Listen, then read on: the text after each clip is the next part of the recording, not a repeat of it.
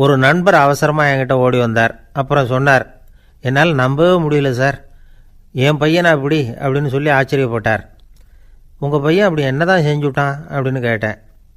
என்னால் முடியாத ஒரு காரியத்தை அவன் செஞ்சுட்டான் சார் அப்படின்னார். அது என்னன்னு தான் சொல்லுங்களேன். என்ன 5வது வகுப்பில் அவன் ஒரே தடவையில் தேறிட்டான் சார், அதாவது ஒரே அட்டம்ப்டில் பாஸ் ஆகிருக்கான் அப்படின்னார் மூச்சு வாங்க. கஷ்டப்பட்டு பரீட்சை எழுதுனது அவன், இவருக்கு ஏன் மூச்சு வாங்குது? நம்மால் செய்ய முடியாத ஒரு காரியத்தை இன்னொருத்தர் செய்யும் பொழுது அது நமக்கு ஆச்சரியமாக இருக்குது. சர்க்கஸ் பார்க்குறோம், ஒருத்தர் அந்த இடத்துல தொங்குறார், அது நமக்கு ஆச்சரியம். ஏன்னா அது நம்மால் முடியாத காரியம். நம்மால் முடியாத ஒன்றை அடுத்தவர் எளிதாக செய்யும் பொழுது நாம் மருள்வது இயற்கை. இதை தான் தொல்காப்பியம் மருட்கை அப்படின்னு சொல்லுது. இந்த வியப்பு இருக்குதே, இது 4 வகையில் ஏற்படுறதாக தொல்காப்பியம் சொல்லுது. அது என்ன 4 வகை? முதல் வகை எப்படின்னா புதுமையான அரிய செயல்களை செய்கிறது. 2வது வகை என்னென்னா பெரும் செயல்களை செய்கிறது. 3வது வகை என்னென்னா மிக நுட்பமான செயல்களை செய்கிறது. 4வது வகை என்னென்னா ஆக்கம் தரும் செயல்களை செய்கிறது. புதுமை, பெருமை, சிறுமை, ஆக்கமோடு மதினம் சாலா மருட்கை 4 அப்படிங்கிறது தொல்காப்பியம். இன்றைக்கி விஞ்ஞானம் புதுசு புதுசாக எதையோ கண்டுபிடிக்குது. ஆரம்பத்தில் அது ஆச்சரியமாக இருக்குது, அப்புறம் அது நமக்கு பழகி போடுது. வானொலி பெட்டி புதுசாக வந்தப்போ ஒரு பெட்டி பேசுதுங்கிறது எவ்வளோ பெரிய ஆச்சரியம். இப்போ யாரும் அதை ஆச்சரியமாக பார்க்குறதில்ல. மதினம் சாலா மருட்கை அப்படின்னு ஒரு சொற்றொடர் வருது பாருங்கள், அதில் கருத்தாழம் உண்டு. எதை பற்றியும் போதுமான அளவு புரிந்து கொள்ளாத போது ஒருத்தர் ஆச்சரியப்படுறார். புரிந்து கொண்ட பிறகு ஆச்சரியம் மறைஞ்சு போடுது. மிக நுட்பமான செயல்களும் நம்ம ஆச்சரியப்பட வைக்கும். ஒரு அரிசியில் ஒரு திருக்குறள் எழுதி காட்டுறாங்க, ஒரு முட்டை ஓட்டுக்குள்ளே ஓவியம் தீட்டி காட்டுறாங்க. கருங்கல் சிற்பங்களில் எவ்வளவு நுட்பமான வேலைப்பாடுகளை எல்லாம் பார்த்து ஆச்சரியப்படுறோம். இது மாதிரி ஆக்கப்பூர்வமான அரிய செயல்களை செய்கிறது கூட வியப்பை உண்டு பண்ணும். குப்பை கூலங்களை கூட வாழ்க்கைக்கு பயன்படுகிற பொருளாக மாற்றுகிறவர்கள் இருக்காங்க, அவர்களுடைய செயல் வியப்பு அளிக்குது. இடைக்காட்டு சித்தர் பாடின 30 நூலில் வர்ற ஒரு பாடல், ஆற்றல் பிறர் அறிதலின் அகம் கிளர்வு உறுதலின் கற்று அறி பாணர் கெழுமிய கோடலின் தோற்றம் உருகவே போற்றல் சால் வியப்பே. ஒருத்தருடைய ஆற்றல் தெரியாமல் இருந்தது, அவருடைய அரிய செயலை பார்க்கும் பொழுது வியப்பாக இருந்தது, மனசுக்குள்ள கிளர்ச்சி. பாவலர்கள் இவர்களுடைய புகழை பாடி மற்றவர்களும் தெரிந்து கொள்ளுமாறு செய்கிறார்கள் அப்படிங்கிறது தான் ஒரு யதார்த்தமான உண்மை. ஆக எல்லா வகையிலும் மக்கள் தங்களுடைய வாழ்க்கையில் முன்னேறுவதற்கான வழிகாட்டுகிற ஒரு மெய்ப்பாடு தான் வியப்புங்கிறது. இந்த காலத்தில் நம்ம எப்படியெல்லாம் ஆச்சரியப்பட வைக்கிறாங்க. ஒரு ஆளை பிடிச்சி ஜெயிலில் கொண்டு வந்தாங்க. ஜெயில் அதிகாரி அவனை ரொம்ப ஆச்சரியமாக பார்த்தாரான். இவன் கேட்டான், ஏன் சார் அப்படி பார்க்குறீங்க, நான் இப்போ இங்கே வர்றது உங்களுக்கு ஆச்சரியமாக இருக்குதா அப்படின்னு கேட்டிருக்கான். இதுக்கு ஜெயில் அதிகாரி சொல்லியிருக்கார், நீ இப்போ இங்கே வந்ததில் எனக்கு ஒன்றும் ஆச்சரியம் இல்லைப்பா, ஏற்கனவே நீ இங்கேருந்து விடுதலையாகி போய் 6 மாதம் ஆச்சு, இவ்வளவு லேட்டாக வர்றியே அதுதான் எனக்கு ஆச்சரியமாக இருக்குது அப்படின்னாராம். ஒருத்தர் ஒரு தவறு செஞ்சு விடுறாருன்னு வச்சுக்கோங்க, உடனே நீ செஞ்சது தவறு அப்படின்னு சொல்கிறது ஒரு வகை. அதுக்கு பதிலாக எது சரின்னு அவர் புரிந்து கொள்ள உதவி செய்கிறது இன்னொரு வகை. இந்த 2வது வகை இருக்குது பாருங்கள், நிர்வாக இயலில் இது ரொம்ப முக்கியம். அலுவலகத்தில் வேலை பார்க்குற ஒருத்தர் முக்கியமாக தெரிஞ்சுக்க வேண்டியது என்ன தெரியுமா? சக ஊழியர்கள்கிட்ட எப்படி பழகணும், மேலதிகாரிகள்கிட்ட எப்படி பழகணும், தனக்கு கீழே வேலை செய்கிறவங்கக்கிட்ட எப்படி பழகணும், வாடிக்கையாளர்கள்கிட்ட எப்படி பழகணும், இவங்க எல்லார்கிட்டையும் செம்மையான உறவை ஏற்படுத்திக்கிறது எப்படி.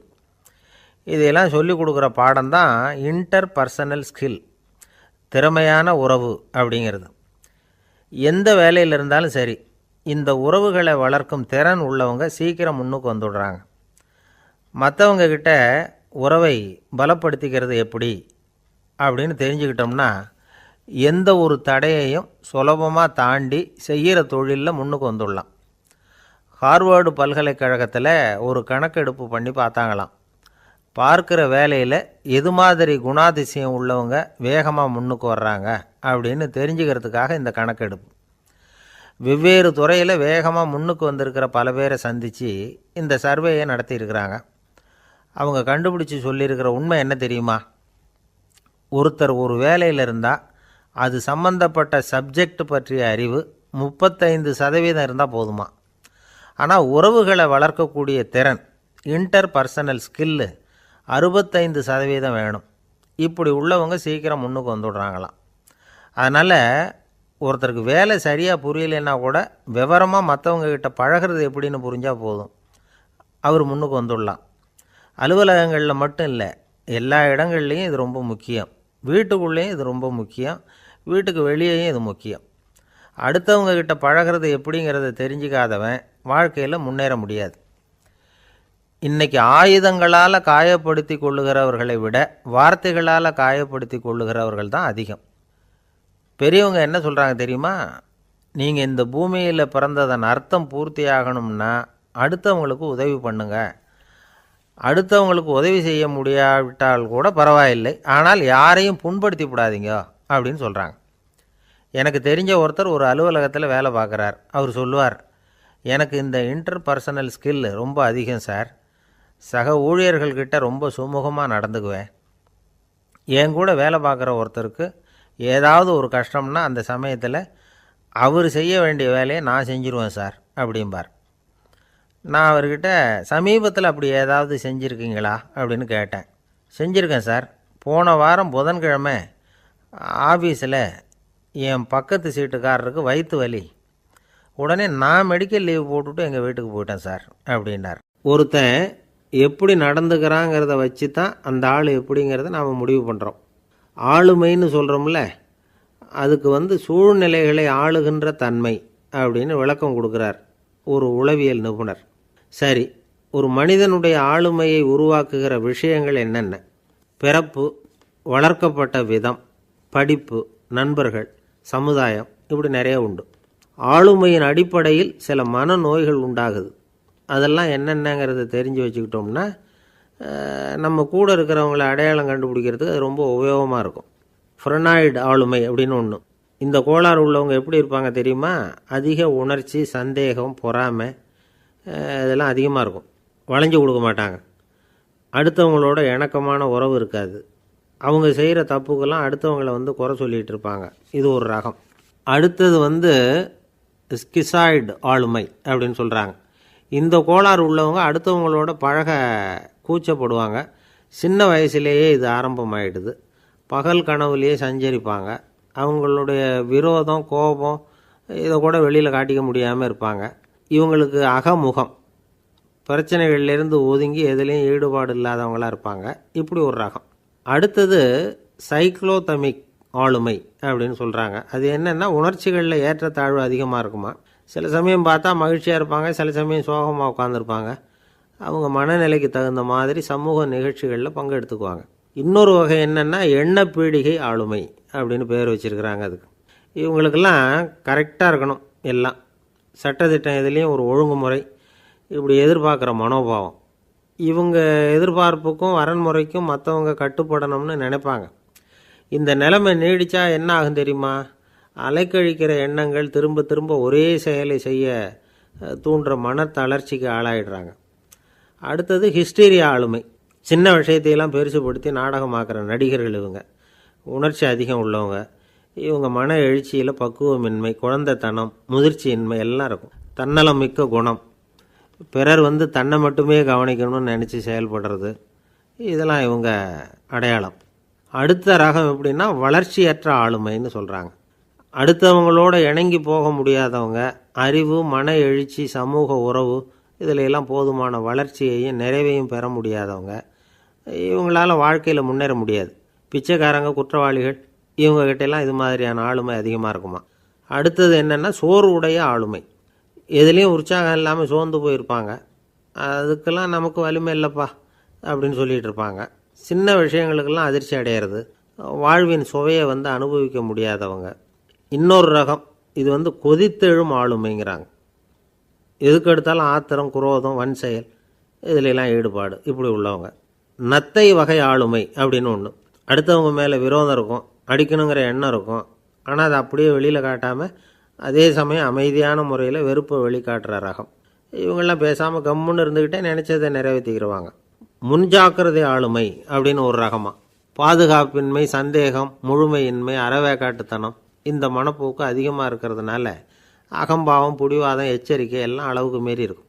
இதுவரைக்கும் நாம் பேசிக்கிட்டு இருந்த ஆளுமை பண்புகள் அளவுக்கு அதிகமாக போயிட்டுதுன்னா ஆளுமை கோளாறுகள் ஏற்படும். அதன் அடிப்படையில் மனவியாதிகள் வருமா. அதனால் இணக்கமான எல்லாரும் விரும்புகிற இயல்பான ஆளுமையை பெறுவதற்கு நாம் முயற்சி செய்யணும் அப்படிங்கிறது மனோதத்துவ நிபுணர்களுடைய ஆலோசனை. ஒருத்தர் ஒரு மனோதத்துவ டாக்டரை தேடிட்டு வந்தாராம். டாக்டர், எனக்கு மனசில் ஏதோ வியாதி, ஆளுமை கோளாறு, அதாவது எனக்கு சீக்கிரமாக செத்து போனால் தேவையில்லைன்னு தோணுது அப்படின்னாராம். உடனே அந்த டாக்டர், சரி அப்படின்னா இங்கே இருங்க, நான் வைத்தியம் பார்க்குறேன் அப்படின்னாராம். ஒரு ஊரில் ஒரு ராஜா இருந்தார். பெரிய அரண்மனையில் தான் இருக்கிறார். எல்லா வசதியும் இருந்தது. இருந்தாலும் அவர் எல்லாரும் சொல்கிறது எப்படி தெரியுமா, பிச்சைக்கார ராஜா. அப்படி ஒரு பேர் அவருக்கு நிலச்சி போச்சு. ஜனங்களும் சரி, மற்ற தேசங்களில் உள்ளவங்களும் சரி, அவர் அந்த பேர் சொல்லியே குறிப்பிடுறது வழக்கமாக போட்டுது. இது அவருக்கு ரொம்ப கவலையாக போச்சு. என்ன இது, நம்மளை தேடி வர்றவங்களுக்கெல்லாம் நாம் சோறு போடுறோம், நம்ம புகழ்ந்து பாடல் ஏற்றி கொண்டு வர்ற புலவர்களுக்கெல்லாம் அவங்க எப்படி வந்தாலும் ஒருவேளை சோறு போடணுங்கிறது உத்தரவு. இவ்வளவுலாம் செஞ்சும் நம்மளை போய் பிச்சைக்கார ராஜான்னு எல்லாரும் சொல்கிறாங்களே, அது ஏன், எதுக்காக இப்படி சொல்கிறாங்க? இதுதான் ராஜாவுக்கு குழப்பம். சரி, இதை பற்றி நம்ம அமைச்சர்கள்கிட்ட கேட்கலாமா அப்படின்னு யோசனை பண்ணார். இந்த விஷயத்தை போய் அவங்கக்கிட்ட எப்படி கேட்குறதுன்னு அவருக்கு தயக்கமாக இருந்தது. கௌரவ குறைச்சலாக தெரிஞ்சுது அவருக்கு. சரி, சாதாரண குடிமக்கள்கிட்ட இதை பற்றி கேட்கலாமா அப்படின்னு யோசனை பண்ணார். கேட்கலாம், ஆனால் அவங்க யாரும் ராஜா முன்னாடி நின்று தைரியமாக பேசக்கூடிய அளவுக்கு இல்லை. ராஜாவோட குழப்பம் நாளுக்கு நாள் அதிகமாக போச்சு. கடைசியாக அவர் ஒரு முடிவுக்கு வந்தார். அதாவது இதை பற்றி ஒரு பிச்சைக்காரங்கிட்டே கேட்டு பார்த்துட்டா என்ன. இதுதான் அவர் பண்ண முடிவு. உடனே மாறு வேஷம் போட்டுக்கிட்டு நகர்வலம் போனார். ஒரு பிச்சைக்காரனை கண்டுபிடிச்சார். இதை பாருப்பா, நம்ம ராஜாவை எல்லாரும் பிச்சைக்கார ராஜான்னே சொல்கிறாங்களே, அதுக்கு என்ன காரணமாக இருக்கும் அப்படின்னு கேட்டார். அதுக்கு அவன் சொல்கிறான், இதுக்கான பதிலை இன்னும் ஒரு 30 நாளில் சொல்கிறேன் அப்படின்னா. உடனே இவருக்கு சந்தோஷம். உண்மையை அவங்ககிட்ட சொன்னார். நான் வேறு யாரும் இல்லை, நான் தான் இந்த நாட்டு ராஜா. இப்போ நீ என் கூடவே வந்துடும், அரண்மனையிலேயே தங்கிக்கோ. 30 நாள் கழித்து எனக்கு பதில் சொல்லிவிட்டு அதுக்கப்புறமா நீ போகலாம் அப்படின்னு சொல்லி அழைச்சிட்டு வந்துட்டார். அரண்மனையில் ஒரு மூலையில் அவன் தங்கறதுக்கு இடம் கொடுத்தார். தினம் 2 வேளையும் இவனுக்கு சோறு போடுங்க அப்படின்னு உத்தரவு போட்டார். ராஜா கொடுத்த இடத்துல போய் உக்காந்துக்கிட்டான் அந்த பிச்சைக்காரன். தினமும் அந்த அரண்மனையில் நடக்கிறதையெல்லாம் கவனிச்சிக்கிட்டு வந்தான். வேளைக்கு சாப்பாடு வரும், சாப்பிட்டுக்கிட்டு இருக்கான். இப்படி 30 நாள் முடிஞ்சுது. ராஜா வந்தார். என்ன, என்னோட கேள்விக்கு பதில் என்னன்னு கண்டுபிடிச்சிட்டியான்னார். கண்டுபிடிச்சிட்டேன்னா. என்ன எல்லாரும் பிச்சைக்கார ராஜான்னு சொல்கிறாங்களே, அது நியாயமாக படுதா உனக்குன்னு கேட்டார். நியாயமாக தான் படுது, சந்தேகம் இல்லாமல் நீங்கள் பிச்சைக்கார ராஜா தான். என்ன தான் நீங்கள் வசதியோடவும் படைபலத்தோடவும் இருந்தால் கூட நீங்கள் எங்கள் வர்க்கத்தை சேர்ந்த ஆசாமி தான் அப்படின்னு அடித்து சொல்லிவிட்டான் அந்த ஆள். ஏனால் அப்படி சொல்கிறேன்னு கேட்டார் இவர். அரசே, ஒரு உண்மையை கண்டுபிடிச்சி சொல்கிறதா நான் உங்ககிட்ட சொன்னேன். நீங்கள் ராஜ பரம்பரைன்னா உடனே உங்கள் கழுத்தில் கிடக்கிற முத்து மாலையை கழட்டி பரிசாக கொடுத்துருப்பீங்க, பொன்னையும் மணியையும் கொடுத்துருப்பீங்க. ஆனால் நீங்கள் அப்படி செய்யலை. என்னை ஒரு மூலையில் உட்கார வச்சு 2 வேளை சோறு போட சொன்னீங்க. உங்களை தேடி யார் வந்தாலும், யார் பாராட்டி பேசினாலும் அல்லது பிரச்சனைகளை சொன்னாலும் நீங்கள் செய்கிற ஒரே காரியம் சோறு போடுறது தான். பிச்சைக்காரனுக்கு சோறு மட்டும்தான் உலகம். உங்கள் விஷயத்திலையும் நீங்கள் அப்படி தான் நினைக்கிறதாக தெரியுது. நல்லா கவனிங்க. எந்த ஒரு பிரச்சனைக்கும் சோறு தான் முடிவுன்னு நினைக்கிறீங்க பாருங்கள். நீங்கள் சந்தேகமில்லாத எங்களை சேர்ந்த ஆள் தான் அப்படின்னு விட்டான் அந்த பிச்சைக்காரன். அதுக்கப்புறம் தான் அந்த ராஜா தன்னுடைய தவறுகளையெல்லாம் தேர்த்திக்கிட்டாராம். பசின்னு வர்றவங்களுக்கு சோறு தான் போடணும், அது தப்பு இல்லை. பாராட்ட வர்றவங்களுக்கெல்லாம் சோத்தையே போட்டு அனுப்புனா இப்படி தான் பேர் வரும். எனக்கு தெரிஞ்ச ஒருத்தர் தினமும் யாராவது ஒருத்தரை தன் வீட்டுக்கு அழைச்சிட்டு போவார், சாப்பாடு போட்டு அனுப்புவார். முன்னறிவிப்பு இல்லாமல் திடீர்னு ஒரு விருந்தாளியோட வீட்டில் போய் இவர் நிற்கிறது வழக்கம். அந்த அம்மாவும் இவருக்காக தயார் பண்ணி வச்சுருந்ததை இவர் அழைச்சிட்டு வந்திருக்கிற விருந்தாளிக்கு போட்டுருவாங்க. விருந்தாளி சாப்பிட்டுட்டு போனதுக்கப்புறம் இவர் மனைவிகிட்ட உனக்கு சிரமம் வேணாம் அப்படின்னு சொல்லிவிட்டு பக்கத்தில் உள்ள ஒரு ஹோட்டலுக்கு போய் காசு கொடுத்து சாப்பிட்டுட்டு வந்துடுவார். பல நாள் இப்படி நடக்கும். ஒரு நாள் அவரை தனியாக கூப்பிட்டுக்கிட்டு போய் ஏன் இப்படி பண்ணுறீங்கன்னு கேட்டோம். அதுக்கு அவர் சொல்கிறாரு, எங்கள் வீட்டு சாப்பாட்டிலேருந்து தப்பிக்கிறதுக்கு எனக்கு வேறு வழி எதுவும் தெரியல சார், அதனால தான் இப்படி பண்ணிகிட்ருக்கிறேன் அப்படின்னார் ரொம்ப பரிதாபமாக. ஒரு மனுஷனுக்கு 3 விதத்தில் கர்வம் உண்டாகிறதுக்கு வாய்ப்பு உண்டு. பணம், பதவி, புகழ். பணம் அதிகமாக வந்தால் கர்வம் வரலாம், பதவி பெருசாக வந்துட்டுதுன்னா கர்வம் வரலாம், புகழ் அதிகமாக போனாலும் கர்வம் வரலாம். இந்த 3 வகையான கர்வத்துக்கும் இடம் கொடுக்காமல் இருக்கிறாங்க பாருங்கள், அவங்க தான் சிறந்த மனிதர்கள். ஒரு பெரிய பொறுப்பில் இருக்கிறவங்களுக்கு கர்வம் வந்துடக்கூடாது. அப்படி வந்துட்டுதுன்னா அது எல்லாருக்கும் இடைஞ்சல். ஒரு ராஜா இருந்தார். அவர் ஒரு நாள் தன்னுடைய தலைநகரத்தை சுற்றி வந்துக்கிட்டு இருந்தார். ஒரு இடத்துல ஒரு அழகான நிலத்தை பார்த்தார். ஆஹா, இந்த இடத்துல நமக்குன்னு ஒரு மாளிகையை கட்டினா எவ்வளோ நல்லாயிருக்கும் அப்படின்னு நினச்சார். ராஜா நினச்சா அது முடியாத காரியமா? சரி, இந்த நிலம் யாருக்கு சொந்தம்னு விசாரிங்க அப்படின்னார் பக்கத்தில் இருந்தவங்கக்கிட்ட. அவங்கெல்லாம் ஓடி போய் விசாரித்தாங்க. அந்த இடம் ஒரு வயசான கிழவிக்கு சொந்தம், வயசான அம்மாவுக்கு சொந்தமாக. அந்த அம்மா தான் அதில் ஒரு குடிசையை போட்டு குடியிருந்துகிட்டு இருக்கிறாங்க. சரி, அந்த நிலத்துக்கு ஒரு விலையை நிர்ணயம் பண்ணி அதை அந்த வயசான அம்மாக்கிட்ட கொடுத்துருங்கோ அப்படின்னு உத்தரவு போட்டார் ராஜா. ஆனால் அந்த அம்மா, இது எங்கள் பூர்வீக இடம், இதை விற்க மாட்டேன் அப்படின்னு சொல்லிவிட்டுது. சரி, 2 பங்கு விலை கொடுக்குறோம்னு சொல்லி பாருங்க அப்படின்னாங்க. அப்படியே சொன்னாங்க அரண்மனை ஆட்கள். அதுக்கும் சம்மதிக்கலை அந்த அம்மா. இதை கேள்விப்பட்டதும் ராஜாவுக்கு கோபம் வந்துட்டுது. தன்னுடைய ஆளுங்களை கூப்பிட்டார். போய் அந்த குடிசையை பிரித்து எறிங்க, காசெல்லாம் ஒன்றும் கொடுக்காதீங்க அப்படின்னு கத்தினார். அவ்வளோதான். அடுத்த நிமிஷம் அரண்மனை ஆசாமிகள் போனாங்க, குடிசையை பிரித்து எரிஞ்சாங்க. அந்த வயசான அம்மா இருக்குது, அதுவும் அந்த இடத்த விட்டு துரத்தி விட்டாங்க. அந்த இடத்துல ஒரு அரச மாளிகையை கட்டி முடிச்சிட்டாங்க. அந்த வயசான அம்மா பாவம், ராஜாவே இப்படி பண்ணால் யார்கிட்ட போய் முறையிட முடியும்? ஒரு ஞானி இருந்தார், அவர்கிட்ட போய் சொன்னாங்க. அவர் இவங்க சொன்னதை கேட்டு மனசில் வச்சுக்கிட்டார். ஒரு நாள் அந்த ராஜாவே இந்த ஞானியை கூப்பிட்டார். புதுசாக ஒரு மாளிகை கட்டியிருக்கிறேன், வந்து பாருங்கன்னு. சரின்னு சொல்லி இந்த பெரியவர் ஒரு நாள் அந்த மாளிகைக்கு போனார். சும்மா போகல, ஒரு கழுதையையும் ஓட்டிகிட்டு போனார். கொஞ்சம் சாக்குகள், வெத்து சாக்கு, அதையும் எடுத்து கழுதை முதுகில் போட்டு கழுதையை ஓட்டிகிட்டு போகிறார். ராஜா பார்த்தார்.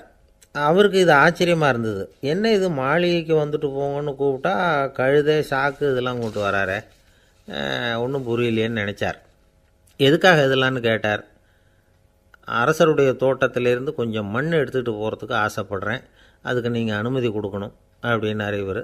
இது என்ன வேடிக்கையான கோரிக்கையாக இருக்குது அப்படின்னு நினச்சார் ராஜா. இருந்தாலும் மண் தானே கேட்குறாரு, எடுத்துகிட்டு போகட்டுமே அப்படின்னு நினச்சார். சரின்னு அனுமதி கொடுத்தார். அந்த பெரியவர் தோட்டத்துக்கு போனார், மண்ணை வெட்டினார், சாக்கில் போட்டு நிரப்புனார். ராஜாவை கொஞ்சம் கிட்ட வாங்கன்னு கூப்பிட்டார். இந்த மண் மூட்டையை தூக்கி கழுதையோட முதுகில் வைக்கணும், கொஞ்சம் உதவி பண்ணுங்கன்னார். ஓ, பண்ணுறேனே அப்படின்னு சொல்லி ராஜா கிட்ட போனார். மூட்டையை தூக்கி பார்க்குறாரு, முடியல, திணறி போயிட்டார். இப்போ அந்த ஞானி பேசினாராம். அரசே, இந்த ஒரு சாக்கு மண்ணையே உங்களால் தூக்க முடியல, அந்த கிழவிகிட்ட இருந்து அந்த அக்கிரமமாக அபகரித்த இந்த தோட்டம் பூராவையும் சுமக்கணும்னு ஆசைப்படுறீங்களே, அது உங்களால் முடியுமா அப்படின்னு கேட்டாராம். ராஜா யோசனை பண்ண ஆரம்பித்தார். தன்னுடைய செயலுக்காக வருத்தப்பட்டாராம். அந்த வயசான அம்மாவை உடனடியாக வரவழைச்சார். தாயே, தப்பு பண்ணிட்டேன், என்னை மன்னிச்சுக்குங்க, இன்னையிலேருந்து இந்த மாளிகையும் தோட்டமும் உங்களுக்கு தான் சொந்தம் அப்படின்னு சொல்லிவிட்டாராம். போகிறப்ப இந்த உலகத்திலேருந்து எண்ணத்தை எடுத்துகிட்டு போக போகிறோம், அதனால் ரொம்பவும் அலட்டிக்க வேண்டியதில்லை, கர்வப்பட வேண்டியதில்லை அப்படிங்கிறது ஒரு பெரிய உபதேசம். ஒரு பெரிய மனுஷன் சாக கிடந்தார், ரொம்பவும் அழுதார். ஏன் அழறீங்க அப்படின்னு கேட்டாங்க சுற்றி இருந்தவங்க. நான் சாகிறதுக்காக கவலைப்படலை, நான் நம்ம ஜனங்களுக்காக எவ்வளவோ காரியம்லாம் செஞ்சுக்கிட்டு வந்தேன். நான் செஞ்சுக்கிட்டு வந்த சேவையை இனிமேல் யார் செய்ய போகிறாங்க, அது யாரால் முடியும், அதை நினச்சி தான் அழறேன் அப்படின்னாராம். ஒருத்தர் முன்னாடி வந்தார். அதுக்காக நீங்கள் கவலைப்படாதீங்க, உங்கள் சேவையை தொடர்ந்து செய்கிறதுக்கு என்ன மாதிரி இளைஞர் பட்டாலும் தயாராக இருக்குது, இருந்தாலும் எங்கள் கவலை என்னென்னா அப்படின்னு இழுத்தார். என்ன சொல்லுங்கன்னு கேட்டார் அவர். நீங்கள் இது வரைக்கும் என்ன சேவை செஞ்சுக்கிட்டு வந்தீங்க, அதுதான் எங்களுக்கு இன்னமும் புரியாத புதிராக இருக்குது அப்படின்னாராம் அவர். ஆஃபீஸை முடிஞ்சு வீட்டுக்கு போகிற சமயத்தில் ஒருத்தர் கடைக்கு போய் ஸ்வீட் வாங்கினார். சரி, வீட்டுக்கு பிள்ளைங்களுக்கு தான் வாங்கிட்டு போகிறார் அப்படின்னு மற்றவங்க நினச்சாங்க. அவர் அப்படி செய்யலை. அந்த இடத்துலையே பொட்டலத்தை பிரித்தார். திருட மாதிரி அப்படியே சுற்றி ஒரு தரம் பார்த்துக்கிட்டார். யாரும் தெரிஞ்சவங்க இல்லைங்கிறத முடிவு பண்ணிவிட்டு அவசரமாக அதை அப்படியே போட்டு முழுகிவிட்டு கையை தொடச்சிக்கிட்டு நல்ல பிள்ளை மாதிரி நடந்து போக ஆரம்பிச்சிட்டார். அவர் யாருன்னா, அவரோட பிரச்சனை எல்லாருக்கும் தெரியாது, சில பேருக்கு தான் தெரியும். அதாவது அவர் உடம்பில் சர்க்கரை இருக்குதுன்னு டாக்டர் சொல்லிவிட்டாராம். அதனால் வீட்டில் சர்க்கரையே இவர் கண்ணில் காட்டுறதில்ல. அதனால் இவர் யார் கண்ணிலையும் படாமல் இப்படிப்பட்ட வேலைகள்லாம் செய்கிறது வழக்கம். யாருக்கும் தெரியாமல் இப்படி ஸ்வீட்டை வாங்கி சாப்பிட்டுட்டு அவர் பாட்டுக்கு போயிடுறது. இப்படிப்பட்டவங்களுக்கெல்லாம் கொஞ்சம் ஆறுதலான தகவல் இன்றைக்கி. அது என்னென்னா, நாம் சாப்பிட்ற சர்க்கரைக்கும் நம்ம உடம்பில் உள்ள சில கோளாறுகளுக்கும் அப்படி என்ன தான் சம்மந்தம் இருக்குது. இதை பற்றி சமீபத்தில் சில ஆராய்ச்சிகள்லாம் நடந்திருக்குது.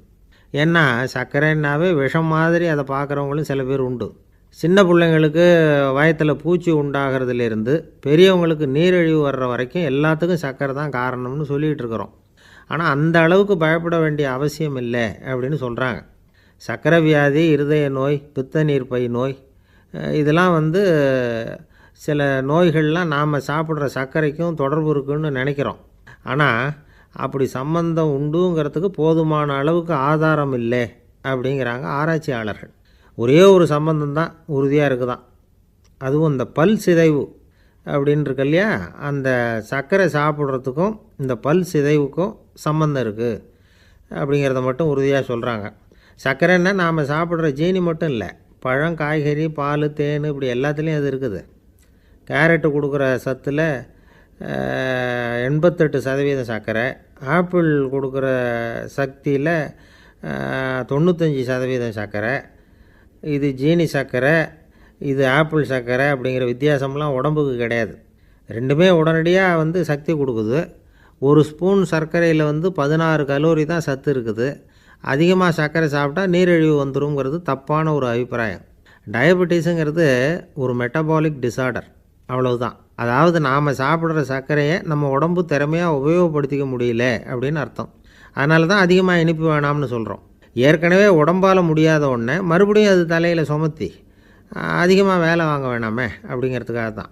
ஆகாரத்தில் அதிகமாக சர்க்கரை இருந்தால் அதனால் உடனே சர்க்கரை வியாதி வந்துடும்ங்கிறதுக்கு விஞ்ஞான ரீதியாக போதுமான ஆதாரம் இல்லை. அதனால் எப்போவாவது அதிகமாக ஸ்வீட்டு சாப்பிட்டுட்டா ஐயோ அதிகமாக சாப்பிட்டோமோ, என்ன பண்ண போகுது தெரியலையே அப்படின்னு நினச்சி மனசை போட்டு குழப்பிக்க வேண்டியதில்லை. பொதுவாக எதுவுமே அதிகமாக வேண்டாம், எல்லாம் சீராக இருந்தால் போதும். நீரிழிவுங்கிறது புதுசாக வந்துட்ட ஒரு நோய் இல்லை, ரொம்ப காலமாகவே இருக்கிற ஒன்று தான். நம்ம முன்னோர்கள் இதை மதுமேகம் அப்படின்னு சொல்லுவாங்க. அதை கட்டுப்படுத்துறதுக்கு அவங்களே சில வழிமுறையை சொல்லி வச்சுருக்கிறாங்க. அது என்னென்னா வேறு ஒன்றும் இல்லை, இந்த பாவக்காய், முள்ளங்கி, அருகம்புல், அவ்வளவுதான். வெள்ளை முள்ளங்கி இருக்குல்ல, அதை வாரத்துக்கு 3 நாள் சாப்பிட்டுக்கிட்டு வாங்க. நூலுக்கோல் ரொம்ப நல்லது. இல்லைன்னா முள்ளங்கி சாறு 1 ounce சாப்பிட்டுட்டு வரலாம். ரத்தத்தில் சேர்கிற சர்க்கரை அளவை இதெல்லாம் கட்டுப்படுத்துது. சிறுநீரில் காணப்படுகிற சர்க்கரை அளவையும் சமநிலைப்படுத்துது. தினமும் ஆகாரத்தில் கோதுமை, கேழ்வரகு, வெந்தயம், கருவேப்பிலை, சோயாபீன்ஸ் எது கிடைக்குதோ சேர்த்துக்கலாம். இப்படிலாம் செஞ்சுக்கிட்டு வந்தால் அப்புறம் வீட்டுக்கு தெரியாமல் கடையில் போய் நின்றுக்கிட்டு ஸ்வீட் வாங்கி திருட்டுத்தனமாக சாப்பிட வேண்டிய அவசியமே உங்களுக்கு வராது. 2 ஆசாமிகள் கடற்கரையில் உட்காந்து சாவகாசமாக பேசிக்கிட்டு இருந்தாங்களாம். ஒருத்தர் சொன்னார், இன்னொருத்தருக்கு தெரியாமல் ஸ்வீட்டு சாப்பிட்றதே எப்பவும் இடைஞ்சல் தான் சார். நேற்றுக்கு பாருங்கள், அப்படி தான் சாப்பிட்டுக்கிட்டு இருந்தேன், வீட்டுக்காரி கண்ணில் போட்டுவிட்டுது, அதுக்கப்புறம் ஒரே ரகலையாக போச்சு அப்படின்னாராம். எனக்கு கூட அப்படி தான் சார் ஆகிட்டுது, ஒரே ரகலை அப்படின்னாராம் இன்னொருத்தர். நீங்கள் சாப்பிட்டதும் உங்கள் வீட்டுக்காரங்க கண்ணில் போட்டுவிட்டுதா சார் அப்படின்னு கேட்டிருக்கார் இவர். அதுக்கு அவர் சொன்னாராம், அப்படி இல்லை சார், கடைக்காரர் கண்ணில் போட்டுவிட்டுதோ, நான் அவருக்கு தெரியாமல் அந்த ஸ்வீட்டை அவர் கடையிலேருந்து எடுத்திருந்தேன் அப்படின்னு விளக்கம் கொடுத்தாராம் இந்த ஆள்.